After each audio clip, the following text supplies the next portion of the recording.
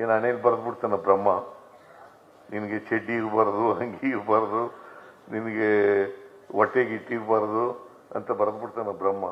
ಅಂಬೇಡ್ಕರ್ ಅವರು ಒಂದು ಮಾತನ್ನು ಹೇಳ್ತಾರೆ, ಏನಪ್ಪಾ ಅಂತಂದ್ರೆ 1950 ಜನವರಿ 26ನೇ ತಾರೀಕು ಸಂವಿಧಾನ ಜಾರಿಗೆ ಬರ್ತದೆ. ಆ ಜಾರಿಗೆ ಬಂದಂತ ದಿನ ವೈರುಧ್ಯತೆ ಇರ್ತಕ್ಕಂಥ ಸಮಾಜಕ್ಕೆ ಕಾಲಿಡ್ತಾ ಇದ್ದೀವಿ ನಾವು.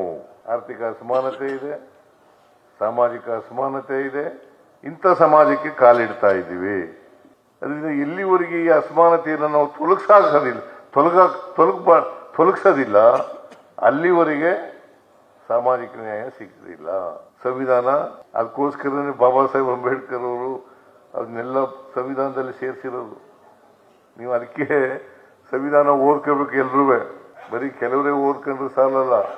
ಅದಕ್ಕೆ ಏನ್ ಮಾಡಿದ್ರು, ಈ ದಾರಿ ತಪ್ಪಿಸೋಕ್ಕೋಸ್ಕರ ಜನರಿಗೆ ಸತ್ಯ ಗೊತ್ತಾಗಬಾರ್ದು ಅನ್ನೋಕ್ಕೋಸ್ಕರ ಮೌಢ್ಯಗಳನ್ನೆಲ್ಲ ಹುಟ್ಟಾಕ್ಬಿಟ್ರು.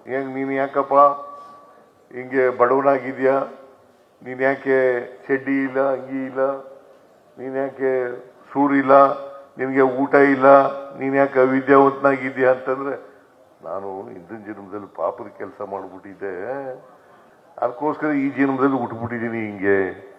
ಬಸವಣ್ಣ ಹಂಗಂತ ಹೇಳಿದಾನ? ಈ ಜನ್ಮದಲ್ಲಿ ಹಿಂದಿನ ಜನ್ಮದಲ್ಲಿ ಪಾಪದ ಕೆಲಸ ಮಾಡ್ಬಿಟ್ಟಿದೀನಿ, ಈ ಜನ್ಮದಲ್ಲಿ ಹಿಂಗ್ ಮಾಡ್ಬಿಟ್ಟಿದೀನಿ, ಹಿಂಗ್ ಹುಟ್ಟುಬಿಟ್ಟಿದೀನಿ. ಇದನ್ನ ಗಟ್ಟಿಯಾಗಿ ನಂಬ್ಕೊಳ್ಳೋ ರೀತಿ ಗಟ್ಟಿ ಮಾಡ್ಬಿಟ್ರು. ಇದನ್ನ ಈಗಲೂ ಬಹಳ ಜನ ಹೇಳ್ತಾರೆ. ಈಗಲೂ ನನ್ನ ಪಕ್ಕದಲ್ಲಿ ಕೂತಿದ್ದೆ, ಅಲ್ಲಿ ಯಾರೋ ಇವತ್ತು ಬೆಳಿಗ್ಗೆ ಯಾರೋ ಹೇಳ್ತಾ ಇದ್ರು, ನನಗೆ ಹೇಳ್ತಾ ಇದ್ರು, ನೀನ್ ಯಾಕಪ್ಪ ಹಿಂಗ್ ಹುಟ್ಟಿದ್ಯಾ ಅಂದ್ರೆ, ನಾನು ಹಣೆ ಬರ ಸ್ವಾಮಿ, ಏನು ಹಣೆಯಲ್ಲಿ ಬರೆದ್ಬಿಡ್ತಾನ ಬ್ರಹ್ಮ, ನಿನಗೆ ಚಡ್ಡಿ ಇರಬಾರ್ದು, ಅಂಗಿ ಇರಬಾರ್ದು, ನಿನಗೆ ಹೊಟ್ಟೆಗೆ ಇಟ್ಟಿರಬಾರ್ದು ಅಂತ ಬರೆದ್ಬಿಡ್ತಾನ ಬ್ರಹ್ಮ. ಈ ತರ ಈ ಮೌಢ್ಯಗಳನ್ನ, ಕಂದಾಚಾರಗಳನ್ನೆಲ್ಲ ಬಿತ್ತಿ ಬಿತ್ತಿ ಬಿತ್ತಿ ನೀವೆಲ್ಲ ಯೋಚನೆ, ಈ ಇದರಿಂದ ಹೊರಗಡೆ ಬರಲೇಬಾರ್ದು ನೀವು, ಅದನ್ನ ಮಾಡಿ ಇಟ್ಬಿಟ್ಟಿದ್ದಾರೆ. ಯಾರು ಮಾಡಿರೋರು? ಪಟ್ಟಭದ್ರ ಹಿತಾಸಕ್ತರು. ಇವತ್ತು ಇದ್ದಾರೆ, ನಾಳೆನೂ ಇರ್ತಾರೆ, ನಾಳಿದ್ದು ಇರ್ತಾರೆ. ಇದನ್ನೆಲ್ಲ ಅರ್ಥ ಮಾಡ್ಕೋಬೇಕಾ ಬೇಡ? ಅದಕ್ಕೆ ನಾನು ಶಿವಕುಮಾರ್ಗೆ ಇವೆಲ್ಲ ಅರ್ಥ ಆಗಿದಾವೆ ಅಂತ ಅನ್ಕೊಂಡಿದ್ದೀನಿ. ನಾನು ಈ ಜನರ ಪರವಾಗಿ ಅಲ್ಲಿ ವಿಧಾನ ಪರಿಷತ್ನಲ್ಲಿ ಕೆಲಸ ಮಾಡಬೇಕು.